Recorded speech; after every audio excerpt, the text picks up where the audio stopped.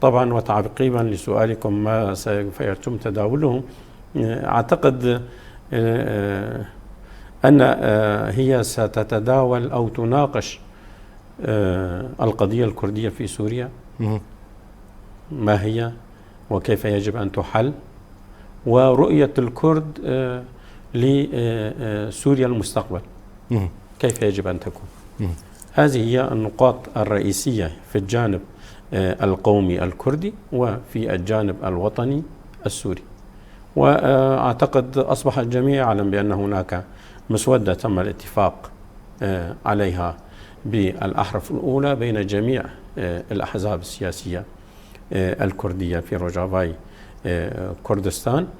هناك وفود أيضا ستصل وهم سوف يكونون كضيوف مشاركين في هذا الكونفرنس. سيكون هناك أيضا رسائل وكلمات من شخصيات أو أحزاب لا تستطيع الوصول عن طريق وفد إلى الكونفرنس. بهذا الشكل سوف يتم انعقاد الكونفرنس لوحدة الصف والموقف الكردي في روجافاي كردستان.